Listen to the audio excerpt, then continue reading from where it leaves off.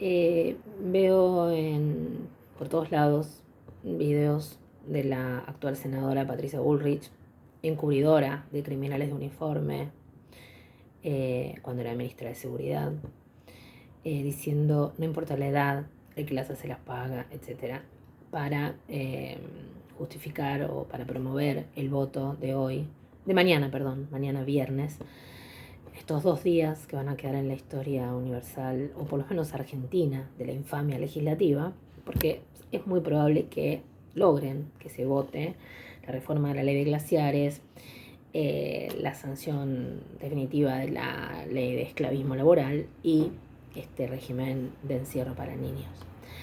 Pero de todas maneras voy a usar este video para explicar los 10 motivos, las 10 razones por las que las y los senadores no deberían votar, aprobar esta ley que viene con media sanción de la Cámara de Diputados. Antes voy a hacer algunas precisiones. No es un régimen penal juvenil, no estamos hablando de jóvenes. En todo caso estamos hablando de adolescentes, si usamos la terminología de nuestro Código Civil y Comercial, o niños, si preferimos usar la terminología que utiliza la Convención Internacional sobre los Derechos del Niño, que está vigente en nuestro país con jerarquía constitucional desde el año 1994. Es decir, es lo mismo que la Constitución. Este librito, que es la Constitución Nacional, que el gobierno se especializa en violar cotidianamente, también lo hace con respecto a las infancias y las adolescencias. Tampoco estamos hablando de bajar la edad de imputabilidad. Aquí se está hablando de la punibilidad, es decir, la edad mínima a partir de la cual se somete a proceso penal a un niño o un adolescente.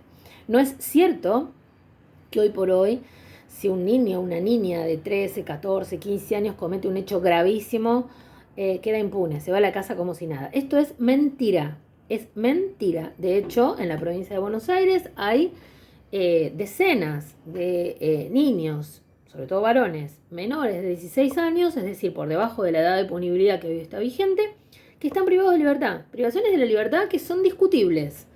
A mi juicio son inconstitucionales, pero existen. Son casos de particular trascendencia, casos donde hay hechos graves, entonces hay una privación de libertad temporal a los efectos de poder efectuar algún tipo de tratamiento especializado con estos adolescentes, pero no es cierto de ninguna manera que se van a la casa como si nada hubiera sucedido. Y justamente este es el nudo de esta cuestión. ¿Qué se hace con los llamados no punibles? Es decir, los que están por debajo de la edad de punibilidad. Bueno, la propuesta que hacemos desde las organizaciones, las personas que trabajamos con derechos de la infancia, jueces, juezas, defensores, defensoras, etc., es trabajar con estos adolescentes, trabajar con estos niños en caso de que cometan hechos graves por fuera del sistema penal. Es decir, no es verdad que no hay ninguna intervención para hacer. Hay muchas intervenciones para hacer por fuera del sistema penal. Son perfectamente posibles de realizar, justamente no pensando en la idea de castigo, que es lo que atraviesa toda la lógica del gobierno mientras se trata de niños. Cuando se trata de, por ejemplo, gendarmes asesinos o prefectos que matan o policías federales que golpean brutalmente a un jubilado, ahí el que las hace no las paga. Está bien, esa violencia está legitimada. Ahí radica gran parte de la perversión e infamia de este gobierno. Bueno, voy a intentar resumir estos 10 planteos que elaboramos. El primer planteo es que es inconstitucional. ¿Por qué decimos que es inconstitucional? Porque hay un principio del derecho internacional que es el principio de no regresividad. No se puede retroceder con un derecho que ya las personas tienen. Por ejemplo, si mañana a una mayoría eventual de este gobierno se le ocurriera derogar el matrimonio igualitario, bueno, podríamos oponernos, deberíamos oponernos, blandiendo el principio de no regresividad, porque es un derecho que ya tienen las personas del mismo género que quieran tienen un matrimonio o lo quieren tener, y no se puede retroceder de ese derecho que ya tienen. Ese es el principio de no regresividad. Los y las adolescentes de 14 y 15 años ya estuvieron, como categoría, ¿no? Ya estuvieron en el sistema penal durante la dictadura. La ley vigente hoy, creada en el año 80 bajo la dictadura de Videla, establecía la edad de punibilidad en 14 años. Y la misma dictadura, pero ya en la última gestión de Viñone, en mayo del 83, la elevó a 16 años. Fíjense, una dictadura genocida, la última que padecimos en este país, elevó la edad de punibilidad a los 16 años, meses antes del retorno democrático. Bueno, este retroceso, este volver atrás, viola el principio de no regresividad. Pero además, hay dos organismos internacionales, el Comité de Derechos del Niño de Naciones Unidas y la Comisión Interamericana de Derechos Humanos. Esos dos organismos son parte de convenciones. El Comité de Derechos del Niño está creado por la Convención sobre los Derechos del Niño y la Comisión Interamericana de Derechos Humanos está creada por la Convención Americana de Derechos Humanos o Pacto de San José de Costa Rica, como se lo conoce. Son dos tratados con jerarquía constitucional, están en nuestra Constitución, son parte de la Constitución misma. O sea, un tratado con jerarquía constitucional no es un agregado, es parte de la Constitución, vale lo mismo que la Constitución. Y esos organismos, ambos, han dicho no bajen la edad de punibilidad, claramente. Lo ha dicho el Comité de Derechos del Niño de Naciones Unidas diciendo, el comité encomia, elogia, sinónimo de elogiar, encomiable, dice que es encomiable, a los estados partes que tienen una edad mínima de responsabilidad penal más elevada, porque está diciendo, nadie debería tener la edad de punibilidad, ningún país, por debajo de 14 años. ¿Por qué dice eso? Bueno, porque hay países que la tienen en 11, en 12, en 13. Entonces, nadie debería tener por debajo de 14. Y después dice, elogia, encomia a los estados que la tienen más elevada, por ejemplo, 15 o 16 años, e insta a los estados partes a que no la reduzcan en ninguna circunstancia. Es decir, está actuando el Estado argentino en contra de lo que expresamente dice el Comité de Derechos del Niño con jerarquía constitucional en nuestro país. Y la Comisión Interamericana dice lo mismo. Dice, a la Comisión le preocupa particularmente que haya países que bajan la edad de punibilidad porque eso implica, considera que estas medidas e iniciativas son contrarias a los estándares internacionales sobre la materia y el principio de regresividad. Y dice, fíjense, la Comisión insta a los estados a elevar progresivamente la edad mínima bajo la cual los niños pueden ser responsables conforme al sistema de justicia juvenil hacia una edad más cercana a los 18 años de edad. Es decir, en lugar de bajarla, lo que está pidiendo es que la suban cada vez más cerca de los 18. Este proyecto va en contra de estos dos, digamos, las posiciones de estos dos organismos y del principio de no regresividad, por lo tanto es absolutamente inconstitucional. Luego, este proyecto con media sanción, primero, no establece un tiempo máximo de detención para la prisión preventiva, diferenciado del de los adultos. No está establecido. Voy a ir rápido, ¿no? Pero son puntos a tener en cuenta. Aparece todo el tiempo presente en las víctimas. Acá hay un tema muy complejo. La opinión de las víctimas es importante. La reparación a las víctimas es importante. Lo que pasa es que este proyecto, en la lógica del macrimileísmo, identifica reparar a las víctimas con recortar derechos de los imputados. Y aquí hay, digamos, un conjunto de derechos que están en pugna. El principio de protección y de plus de derechos que tienen niños, niñas y adolescentes está por encima de cualquier otro derecho, porque justamente son personas entendidas como con una situación de vulnerabilidad por su edad.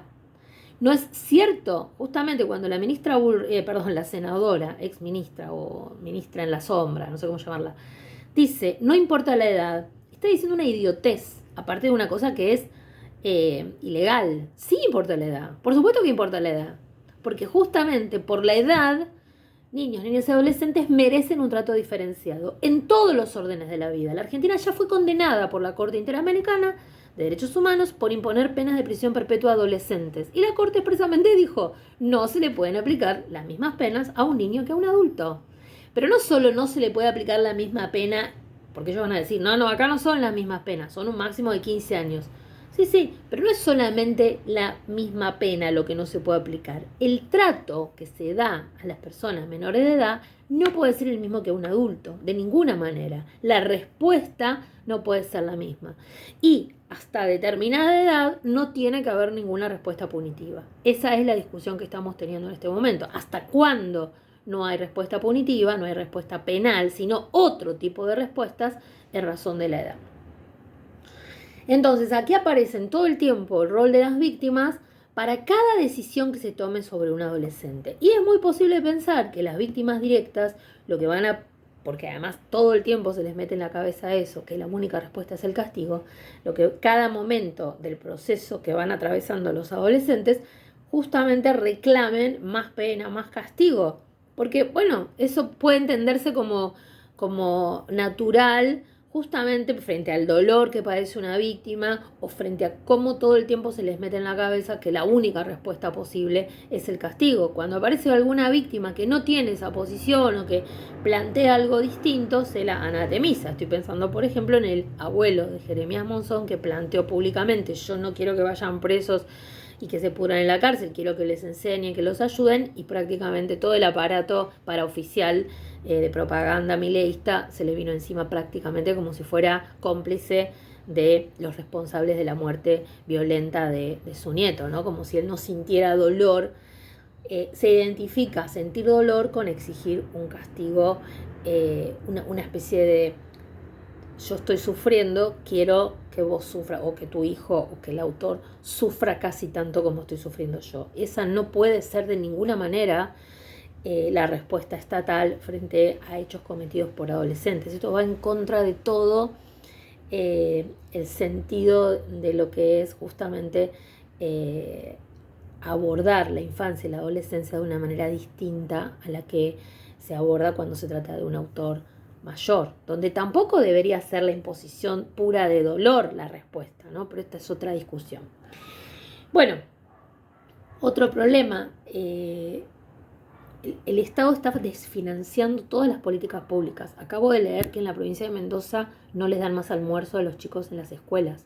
Entonces, todas las respuestas no, digamos, las llamadas penas alternativas que tiene esta norma, son profundamente clasistas, porque si el Estado no las dota de contenido, o sea, si a un pibe que comete un delito dice: bueno, no le vamos a aplicar la pena privativa de la libertad, le vamos a aplicar una pena alternativa. Ah, muy bien, ¿qué pena alternativa tenés? Bueno, que haga un tratamiento para las adicciones y que no se junte con malas compañías. Muy bien, ¿cómo garantizas eso no piensen nada más en la capital federal? Y dentro de la capital federal también piensen en las realidades socioeconómicas distintas, ¿no? Piensen en una señora que tiene 8 hijos y vive en un barrio marginado, vulnerado, y tiene que salir a trabajar a las 4 de la mañana a limpiar casas como obrera o lo que sea, y dejar a sus hijos solos en la casa, que se preparen solos para ir a la escuela. O sea, un pibe de 14, 15 años que dice: bueno, vas a tener prisión domiciliaria, vas a tener una pulsera electrónica. ¿Quién controla eso en casas donde por ahí ni siquiera hay internet para que funcione la pulsera electrónica?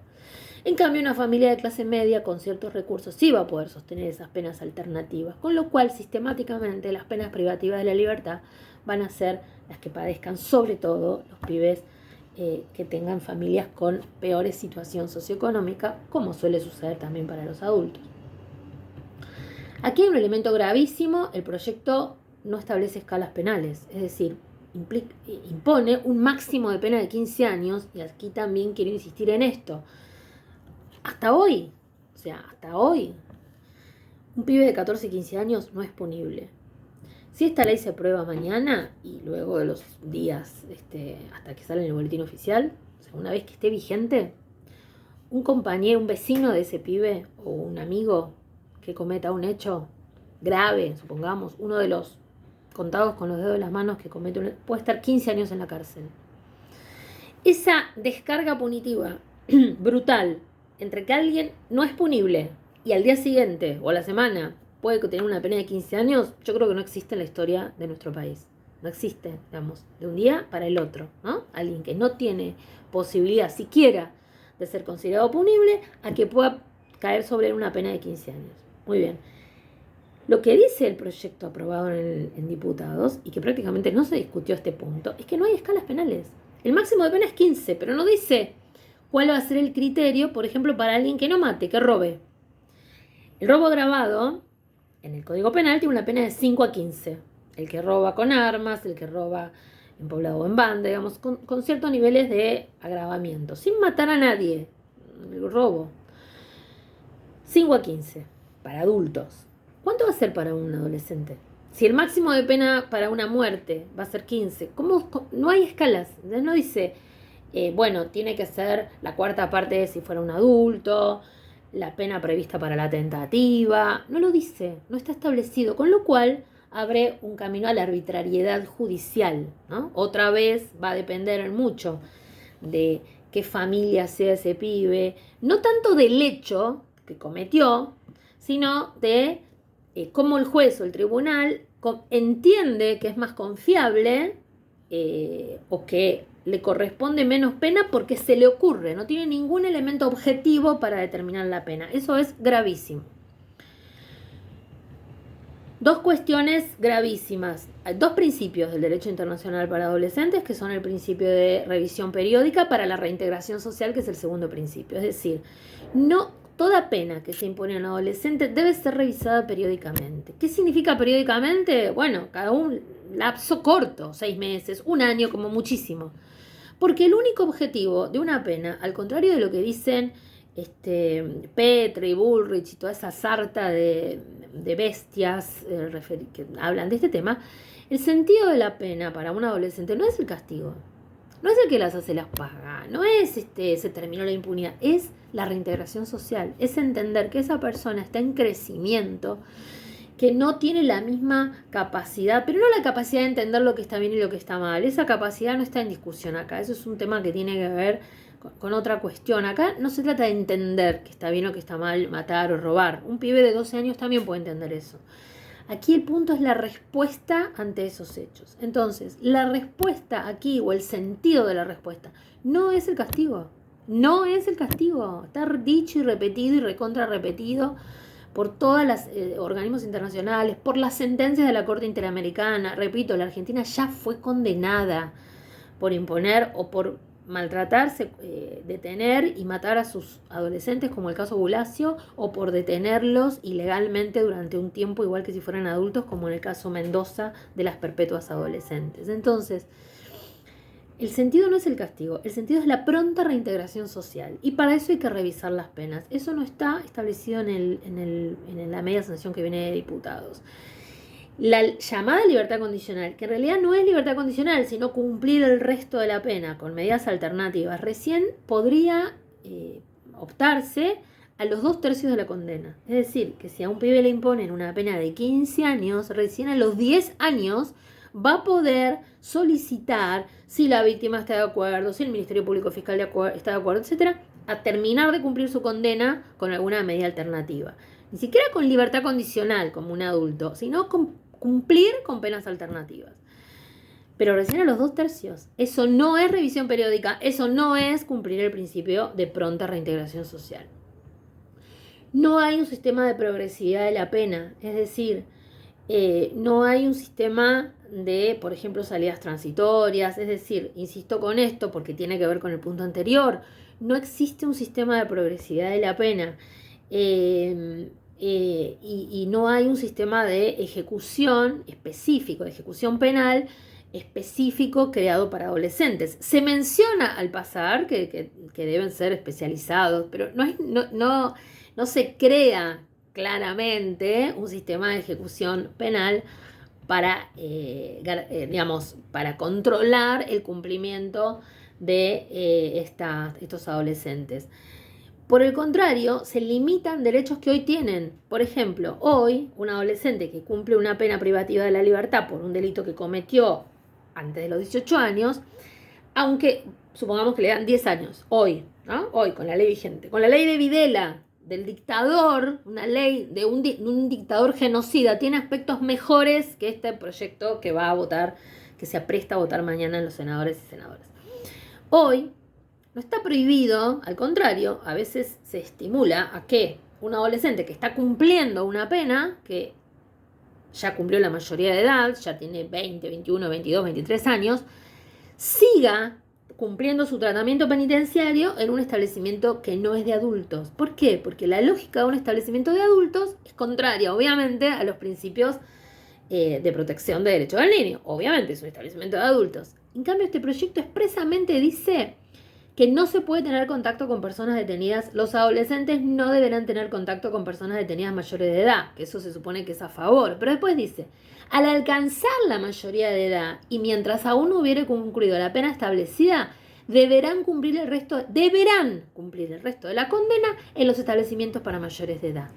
Esto también es contrario a todo lo que dicen los organismos internacionales, que establecen expresamente que una persona que cometió un delito siendo menor de 18 años, todo el proceso de cumplimiento de la condena debe respetar, debe contemplar que está preso o está detenido desde que es menor de 18 años y por un delito que cometió antes de los 18 años.